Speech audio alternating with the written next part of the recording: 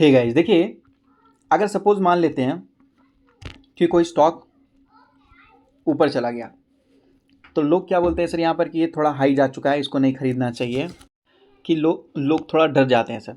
अभी सपोज मान लीजिए कि कोई स्टॉक हाई गया तो लोग बोलेंगे भाई ये तो हाई चला गया, नहीं खरीदेंगे।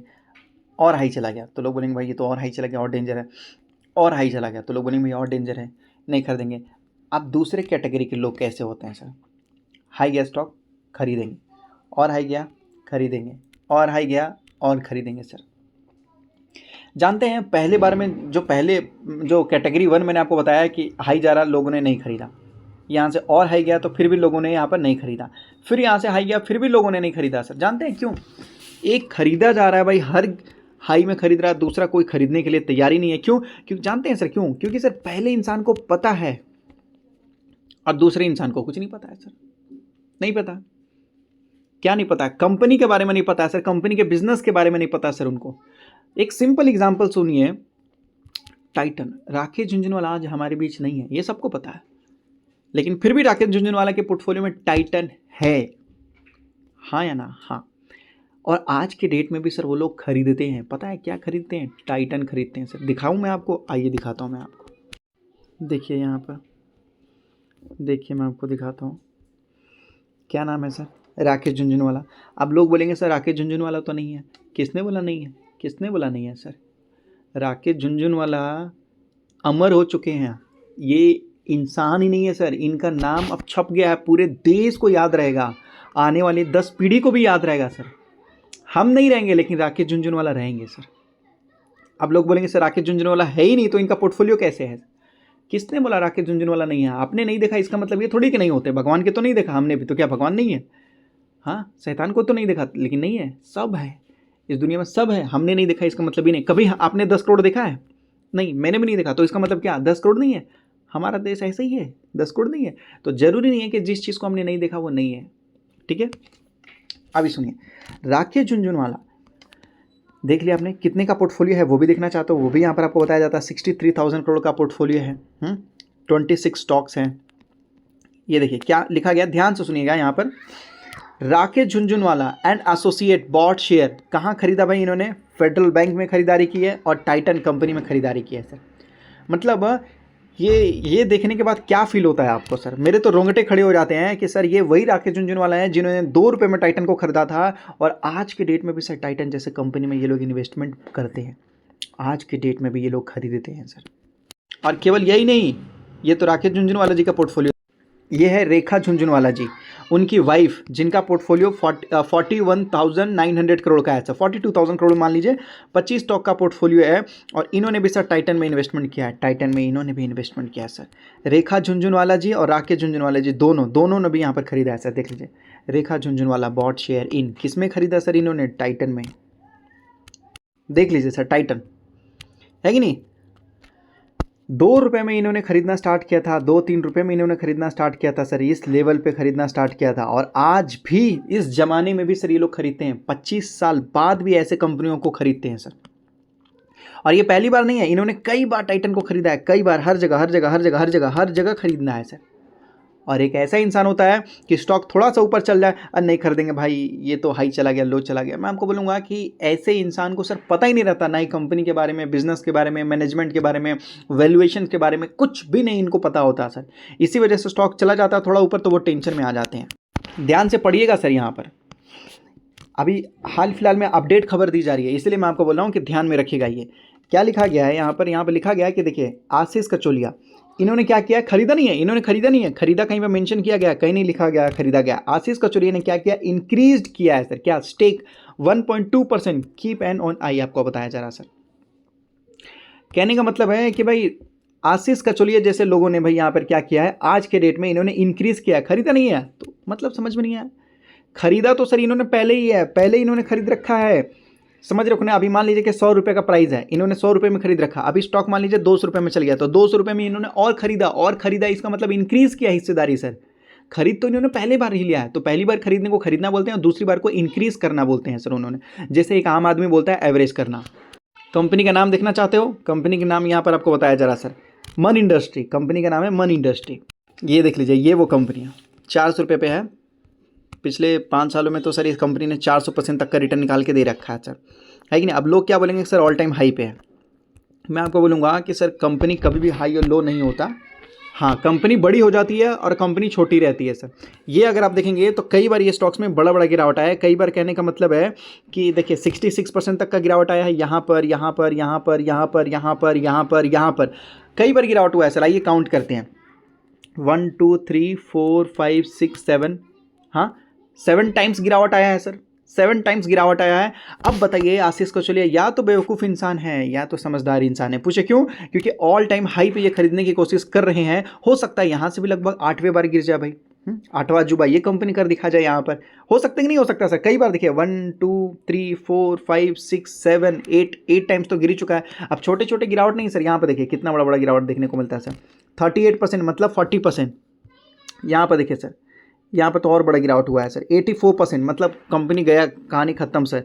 यहाँ पर देख लीजिए, यहाँ पर तो सर लग ही रहा तगड़ा गिरावट हुआ, 75%। हर जगह उतना बड़ा बड़ा गिरावट हुआ है ना। हाँ, गिरावट हुआ नहीं कि नहीं, 60% तक का गिरावट हुआ है सर। तो ये इंसान यहाँ पर हाई क्यों खरीद रहा है? यहाँ पर भी तो गिरावट हो सकता है ना। या तो ये हो सकता है कि इन्होंने सही तरीके से रिसर्च करके खरीदा होगा। बिल्कुल हो सकता है सर, क्यों नहीं हो सकता? सही तरीके से इन्होंने रिसर्च करके खरीदा होगा। अब जो रिसर्च नहीं किए हैं, स्टॉक थोड़ा गिर जाएगा तो वो डर के बेच देते हैं सर, फिर स्टॉक भाग जाता है सर यहाँ से। तो ये है सर आशीष कौशलिया जी, इन्होंने अभी खरीदा 3% के बाजू में, पहले इनके पास था 2% के बाजू में सर।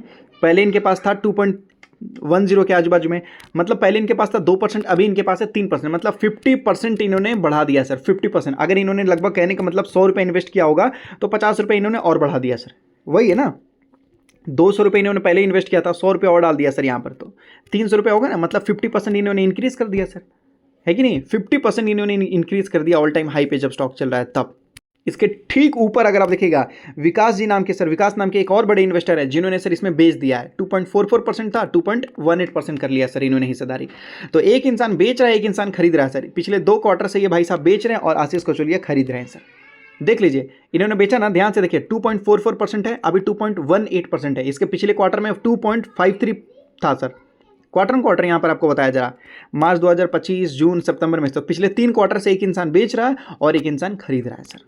अभी मैं आपको दिखाता हूँ, बहुत सारे ऐसे स्टॉक हैं जो मार्केट में गिरे पड़े हैं सर, बहुत सारे ऐसे स्टॉक हैं और कोई उनको टच करने के लिए तैयार नहीं है, खरीदने के लिए तैयार नहीं है, एवरेज करने के लिए तैयार नहीं है सर, कोई उनको देखना तक नहीं चाहता। और लेकिन जब यही सारे स्टॉक हाई पे रहते हैं तो लोग बोलते हैं, तारीफों के पुल बांध देते हैं सर, ये कंपनी बहुत अच्छा है, मुझे तो पहले से पता था ये कंपनी अच्छा ही है, खराब हो ही नहीं सकता, मुझे पहले से पता था। ऐसा होता है सर। टाटा मोटर देख लीजिए, ये तो डिमर्जर हुआ लेकिन फिर भी अच्छा खासा गिरा ही हुआ है सर, 1200 रुपये से गिर के लगभग ये भी 500 रुपये के आजू बाजू आ ही चुका था। टाटा इलेक्सी देख लीजिए, 10,000 रुपये से 5,000 रुपये के बाजू में आ चुका है सर, 10,000 रुपये से 50% ये भी गिर चुका है सर। देख लीजिए, गिरा हुआ नहीं गिरा हुआ, देख लीजिए। ओरेकल फाइनेंस की बात कर लेते हैं सर यहाँ पर। तो यहाँ पर अगर देखते हैं तो हो सकता है ये भी गिरा हुआ है सर बड़े लेवल से। ये भी कब पहले बहुत ऊपर था सर, पहले बहुत ऊपर था, कहने का मतलब है कि ये 12,000 रुपये के बाजू में था और 12,000 से अभी देख सकते हो तो लगभग जो है 30% गिरा हुआ, बीच में तो 50% गिरा हुआ था सर। ये सोच लीजिए, 12,000 से 8,000 रुपये में। ट्राइडेंट पहले सबका फेवरेट हुआ करता था, अभी तो ये बहुत बुरे लेवल से गिरा है सर, बहुत बुरे लेवल से गिरा है सर, 50-60% गिरा हुआ है। ABB इंडिया भी गिरा हुआ है, 1 साल से देख लेते हैं तो इसमें भी तगड़ा वाला गिरावट आपको देखने को मिल रहा है सर, यहाँ पर 40% गिरा हुआ है सर। SKF की बात कर लेते हैं। SKF, ये कंपनी के बारे में कौन नहीं जानता तो सब लोग हैं सर यहाँ पर, लेकिन कोई ध्यान नहीं दे रहा है। तगड़ा गिरावट हो रहा तो लोग सोच रहे हैं भाई छोड़ दो, भाग जाओ, ये करो वो करो, लेकिन जैसे ही सर कंपनी रफ्तार पकड़ेगी उसके बाद फिर लोग बोलेंगे यार मुझे तो पहले से पता था। जैसे ही कंपनी रफ्तार पकड़ेगी लोग बोलेंगे भाई मुझे तो पहले से पता था। ऐसा ही होता, पहले ध्यान दीजिए, ज़्यादा फायदे में रहेंगे, बाद में ध्यान देंगे तो कुछ खास फायदा नहीं होगा सर, तब हाथों में कुछ नहीं आने वाला, यही प्रॉब्लम है सर। उसके बाद अगर देखेंगे वोल्टम ट्रांसफ़र, पिछले 5 सालों में तो ये भी लगभग देख लीजिए तगड़ा गिरावट दिखने को मिला, 50% तक का गिरावट है सर। गिरा नहीं गिरा है सर, बिल्कुल गिरा है, लेकिन लोग बोलेंगे भाई ख़राब कंपनी है, गिरा हुआ है, ऐसा हो गया वैसा हो गया, 50% गिरा हुआ है, डेंजर है, रिस्की है, भाग जाओ छोड़ दो, है कि नहीं। लेकिन जब यही फिर रफ्तार पकड़ेगा तो लोग बोलेंगे यार कंपनी तो अच्छा ही था, बस टेम्परेरी प्रॉब्लम था, ऐसे लोग बोलेंगे सर। जब गिरा हुआ है तो पॉजिटिव लोगों को बोलना चाहिए, कंपनी ठीक है, कुछ नहीं होगा, सब कुछ ठीक हो जाएगा, लेकिन नहीं, भागने के बाद सर लोग बोलते हैं कंपनी अच्छा है, तो भागने के बाद तो कोई भी बोल देगा, कौन नहीं बोल सकता है सर, है कि नहीं। हनीवेल ऑटो देख लीजिए, टाटा ग्रुप का, कल तक ये स्टॉक सर बहुत ऊपर जा रहा था, आज 36% गिरा हुआ है, 32,000 करोड़ की कंपनी है सर, देख लीजिए हनीवेल ऑटो। ये भी बहुत अच्छी कंपनी है सर, बहुत अच्छी कंपनी है सर हनीवेल ऑटो। लेकिन क्या होता है ना, गिरावट जब होता है ना तो लोग सब कुछ छोड़ देते हैं, सारे शेयर्स छोड़ के भाग जाते हैं सर, ऐसा होता है। हमें ऐसा नहीं करना चाहिए।